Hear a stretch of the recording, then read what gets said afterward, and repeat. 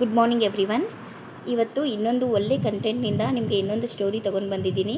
ಈ ಸ್ಟೋರಿ ಕೇಳೋಕ್ಕಿಂತ ಮುಂಚೆ ಒಂದು ಹಿಂದಿ ಪಾಪ್ಯುಲರ್ ಸಾಂಗ್ ಇದೆ, ಅದನ್ನು ನೀವು ಕೇಳಿಸ್ಕೊಳ್ಳಿ.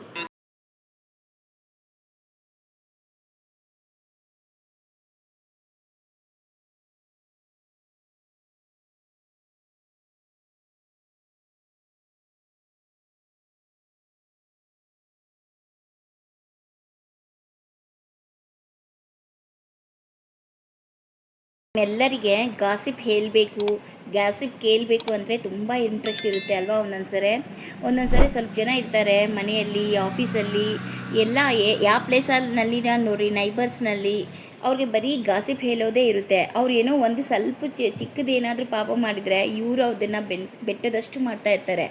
ಇನ್ನೊಂದು ಸರಿ ನಾವು ಏನು ಮಾಡಲ್ಲ, ನಾವು ಒಳ್ಳೆಯವ್ರು ಇರ್ತೀವಿ, ಆದ್ರೂ ನಮ್ಮ ಮೇಲೆ ಒಂದೊಂದು ಸರಿ ಗಾಸಿಪ್ ಬರ್ತಾ ಇರ್ತದೆ.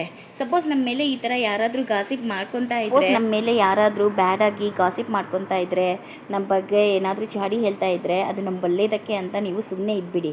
ಈ ಕತೆ ನೀವು ಕೇಳಿದ ಮೇಲೆ ಇನ್ನೊಂದು ಸರಿ ಯಾರಾದರೂ ಪಾಪ ಮಾಡಿದರೆ ನಾವು ಯಾರಿಗೆ ಗಾಸಿಪ್ ಮಾಡಲ್ಲ, ಅದ್ರ ಬಗ್ಗೆ ಯಾರು ಹೇಳಲ್ಲ. ನಿಜವಾಗ್ಲೂ ಈ ಕತೆ ನಿಮಗೆ ಒಂದು ಟರ್ನಿಂಗ್ ಪಾಯಿಂಟ್ ಥರ ಆಗುತ್ತೆ.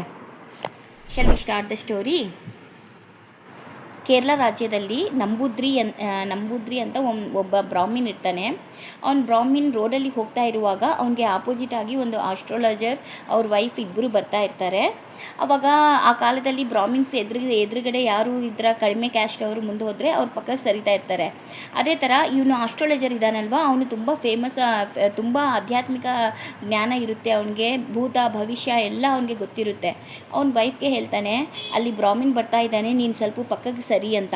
ಅವ್ರ ವೈಫ್ ಹೇಳ್ತಾಳೆ, ಚಿಚಿ ಈ ಬ್ರಾಹ್ಮಿನ್ ಬಂದರೆ ಇವನೇನು ಒಳ್ಳೆಯವನಂತ ಅಂದ್ಕೊಂಡಿದ್ದೀರಾ ನೀವು? ಚಿಚಿ ಇವನು ಅವ್ರ ವೈಫ್ ಅಕ್ಕನ ಮನೆಯಲ್ಲಿ ಇಟ್ಕೊಂಡಿದ್ದಾನಂತೆ, ನಾನು ಇವ್ರ ಸಲುವಾಗಿ ನಾನು ಪಕ್ಕ ಸರಿಬೇಕಾ, ನಾನು ಸರಿಯಲ್ಲ ಅಂತ ಅವ್ರ ವೈಫ್ ಹೇಳ್ತಾರೆ. ಆಮೇಲೆ ಆ ಬ್ರಾಹ್ಮಿನ್ ಹೋಗಿಬಿಡ್ತಾನೆ. ಅವಾಗ ಆಸ್ಟ್ರಾಲಜರ್ ಅವ್ರ ವೈಫ್ಗೆ ಹೇಳ್ತಾರೆ, ತೆಲುಗಲ್ಲಿ ಒಂದು ನಾನುಡಿ ಇದೆ, ತಿಲಾ ಪಾಪಂ ತಲಾ ಪಿಡಿಕಿಡಿ ಅಂತ. ತಿಲಾ ಪಾಪಂ ಪಿಡಿಕಿಡಿ ಅಂತ ಅಂದರೆ ಆ ಬ್ರಾಹ್ಮಿನ್ ಮಾಡಿದ್ದು ತಿಲದಷ್ಟು ಪಾಪವನ್ನು ನೀವೆಲ್ಲರೂ ಬೆಟ್ಟದಷ್ಟು ಮಾಡಿ, ಎಲ್ಲರಿಗೆ ಹೇಳಿ ಬೆಟ್ಟದಷ್ಟು ಮಾಡಿಕೊಂಡು ಅವನ ಪಾಪವನ್ನು ನೀವೆಲ್ಲ ಹಂಚಿಕೊಂಡಿದ್ದೀರಾ ಅಂತ ಆ ಆಸ್ಟ್ರಾಲಜರ್ ಹೇಳ್ತಾನೆ. ಅವಾಗ ನಮಗೇನು ಹೇಗೇನೆ ಆಶ್ಚರ್ಯ ಆಗ್ತಾ ಇದೆ ಅಲ್ವಾ, ಅದೇ ಥರ ಅವ್ರ ವೈಫ್ಗೇನು ಆಶ್ಚರ್ಯ ಆಗುತ್ತೆ. ಅವಾಗ ಆಸ್ಟ್ರಾಲಜರ್ ತನಗೆ ಇರೋ ಆಧ್ಯಾತ್ಮಿಕ ಇರೋ ಆಸ್ಟ್ರಾಲಜರ್ ಶಕ್ತಿನಿಂದ ಇನ್ನೊಂದು ಆ ಬ್ರಾಹ್ಮಿನ್ದೇ ಇನ್ನೊಂದು ಕತೆ ಹೇಳ್ತಾನೆ. ಆ ಇನ್ನೊಂದು ಕತೆನ ನೀವು ಇವಾಗ ಆಸ್ಟ್ರಾಲಜರ್ ಹೆಸರು ಪಕ್ಕನ್ಕಾರ್ ಅಂತ. ಅವನು ಕೇರಳದಲ್ಲಿ ತುಂಬ ಫೇಮಸ್ ಆಸ್ಟ್ರಾಲಜರ್ ಇರ್ತಾನೆ. ನೀವು ಬೇಕಿದ್ರೆ ಅವ್ರನ್ನ ಗೂಗಲಲ್ಲಿ ರೆಫರ್ ಮಾಡಿ. ಆ ಪಕ್ಕನ್ಕಾರ್ ಅನ್ನೋ ಆಸ್ಟ್ರಾಲಜರ್ ಅವ್ರ ವೈಫ್ಗೆ ಹೇಳ್ತಾರೆ, ಈ ಬ್ರಾಹ್ಮಿನ್ ಇದಾನಲ್ವಾ ನಂಬೂದ್ರಿ, ಇವನು ತುಂಬ ಪಿಸ್ನಾರಿ ಇರ್ತಾನೆ. ಇವನು ಒಂದ್ಸರಿ ಎಲ್ಲರಿಗೆ ಊಟ ಕರೀತಾನೆ, ಬ್ರಾಹ್ಮಿನ್ಸ್ಗೆ ಎಲ್ಲರಿಗೂ ಊಟ ಕರೀತಾನೆ. ಅವಾಗ ಊಟ ಮಾಡ್ತಾ ಇರುವಾಗ ಆ ಊಟದಲ್ಲಿ ಒಂದು ಕೀಟಕ ಬಿದ್ದಿರುತ್ತೆ. ಕೀಟಕ ಲೀಚ್, ಜಳಗ ಅಂತೀವಿ ನಾವು, ಅದು ಬಿದ್ದಿರುತ್ತೆ. ಅವಾಗ ಅವ್ರ ಫ್ಯಾಮಿಲಿ ಮೆಂಬರ್ಸ್ ಅಂತ ಎಲ್ಲರೂ ಹೇಳ್ತಾರೆ, ಇದು ಪಾಪ, ಇದು ಬ್ರಾಹ್ಮಿನ್ಸ್ಗೆ ತಿನ್ನಿಸೋದು ಬೇಡ, ಇದು ಬಿಸಾಕ್ಬಿಡೋಣ ಅಂತ. ಇವನು ತುಂಬ ಪಿಸ್ನಾರಿ ಇರ್ತಾನಲ್ವಾ, ಏನು ಮಾಡ್ತಾನೆ, ಅದನ್ನು ಪಾಪ ಅದು ಕೆಲಸ ಮಾಡಿದವ್ರಿಗೆ ತಿನ್ನಿಸ್ಬಿಡ್ತಾನೆ. ಅದು ಒಂದು ಪಾಪ, ನಿಜವಾಗ್ಲೂ ತುಂಬ ಪಾಪ ಅಲ್ವಾ, ಹಾಗೆ ಮಾಡಬಾರ್ದು. ಆವಾಗ ಯಮಧರ್ಮರಾಜ ಮೇಲಿನಿಂದ ನೋಡ್ತಾ ಇರ್ತಾನೆ. ಚಿತ್ರಗುಪ್ತನ್ಗೆ ಹೇಳ್ತಾನೆ, ನೋಡು ಇವನು ಎಷ್ಟು ಪಾಪ ಮಾಡಿದ್ದಾನೆ, ಪಾಪ ಜನರಿಗೆ ಈ ಥರ ಅನ್ನನ ತಿನ್ನಿಸ್ಬಿಟ್ಟಿದ್ದಾನೆ. ಇವನು ಮೇಲೆ ಬಂದ ಮೇಲೆ ಇವನಿಗೆ 100 ಲೀಚಸ್ 100 ಜಲಗದಿಂದ ಇವನಿಗೆ ಕಚ್ಚಿಸಿಬಿಡೋಣ, ನೀನು ಬರ್ಕೊಂಡು ಬಿಡು ಅಂತ ಹೇಳ್ತಾನೆ. ಇದು ಆಯಿತು ಆ ಸ್ಟೋರಿ. ಆಮೇಲೆ ಅದು ಈ ನಂಬೂದ್ರಿ ಇದ್ದಾನಲ್ವಾ, ನೈಟ್ ಮಲ್ಕೊಂಡಿರುವಾಗ ಅವನು, ನಮಗೆ ದೊಡ್ಡವ್ರು ಹೇಳ್ತಾ ಇರ್ತಾರೆ, ನೈಟ್ ಮಲ್ಕೊಂಡಿರುವಾಗ ದೇವ್ರಿಗೆ ನಮಸ್ಕಾರ ಮಾಡಿ ಮಲ್ಕೊಳ್ಳಿ ಅಂತ.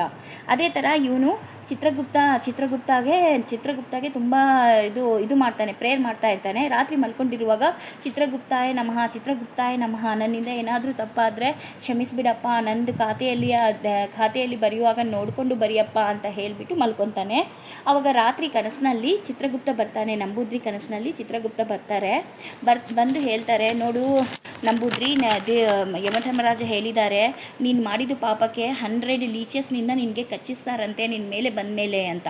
ಆವಾಗ ನಂಬೂದ್ರಿ ತುಂಬ ಪಶ್ಚಾತ್ತಾಪ ಪಡ್ತಾನೆ. ನನಗೆ ಹೇಗಾದರೂ ಮಾಡಿ ಈ ಪಾಪದಿಂದ ಪಶ್ಚಾತ್ತಾಪ ಮಾಡಿಸು ಅಂತ ಕೇಳ್ಕೊತಾನೆ.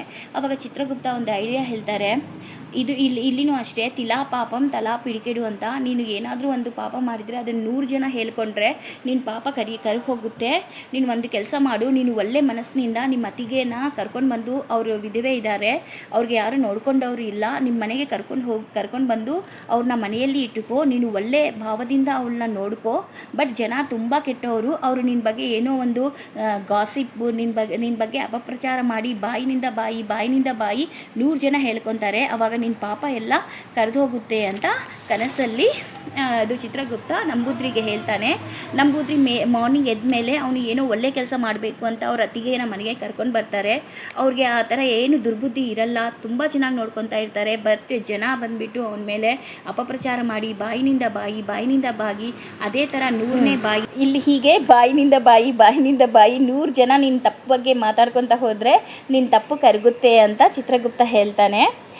ಅದೇ ಥರ 100ನೇ ಜನ ಇದ್ದಾರಲ್ವ, ಅವರು ಆಸ್ಟ್ರಾಲಜರ್ ವೈಫೇ. ಆವಾಗ ಆಸ್ಟ್ರಾಲಜರ್ ಹೇಳ್ತಾರೆ, ನೀವೆಲ್ಲರೂ ಸೇರಿಬಿಟ್ಟು ಅವನ ಪಾಪನ ಕಡಿಸಿಬಿಟ್ಟಿದ್ದೀರಾ. ಅವನು ಗಂಗಾ ಸ್ನಾನ ಮಾಡೋ ಅವಶ್ಯಕತೆಯೂ ಆಗಿಲ್ಲ, ಅವನು ದೇವರ ನಾಮ ಜಪ ಮಾಡೋದನ್ನ ಅವಶ್ಯಕತೆ ಆಗಿಲ್ಲ. ಅವನ ಪಾಪವನ್ನು ನೀವು ಬಾಯಿನಿಂದ ಅವನ ಬಗ್ಗೆ ಹೇಳಿ ಅವ್ರ ಪಾಪವನ್ನು ಕರೆಸಿದ್ದೀರಾ ಅಂತ ಆಸ್ಟ್ರಾಲಜರ್ ಹೇಳ್ತಾರೆ. ನೋಡಿ, ಈ ಕಥೆನಿಂದ ನಮಗೆ ಎಷ್ಟು ಬುದ್ಧಿ ಬಂದಿದೆ ಅಲ್ವಾ. ಇನ್ನೊಂದು ಸರಿ ಯಾರು ತಪ್ಪು ಮಾಡಿದ್ರೇನು ನಾವು ನಮ್ಮ ಬಾಯಿನಿಂದ ಬೇರೆಯವ್ರಿಗೆ ಹೇಳೋದು ಬೇಡ. ಅವ್ರಿಗೆ ಏನು ಪಾಪ ಇದೆ ಅವ್ರಿಗೆ ದೇವರೇ ನೋಡ್ಕೊತಾರೆ. ಇನ್ನೊಂದೇನೆಂದರೆ, ನಾವು ನಂಬೂದ್ರಿ ಥರ ಮಲ್ಕೊಂಡೋದಕ್ಕೆ ಮುಂಚೆ ದೇವರಿಗೆ ಒಂದು ನಮಸ್ಕಾರ ಮಾಡಿ, ತಂದೆ ನನ್ನಿಂದ ಏನಾದರೂ ತಪ್ಪಾದರೆ ಪ್ಲೀಸ್ ಕ್ಷಮಿಸಿಬಿಡು, ನನ್ನಿಂದ ಗೊತ್ತಿಲ್ಲಾರ್ದೆ ಏನಾದರೂ ತಪ್ಪಾಡಿದ್ರೇನು ನನಗೆ ಕ್ಷಮಿಸಿಬಿಡು ಅಂತ ಒಂದು ನಮಸ್ಕಾರ ಮಾಡಿ ಮಲ್ಕೊಳ್ಳೋಣ. Good night.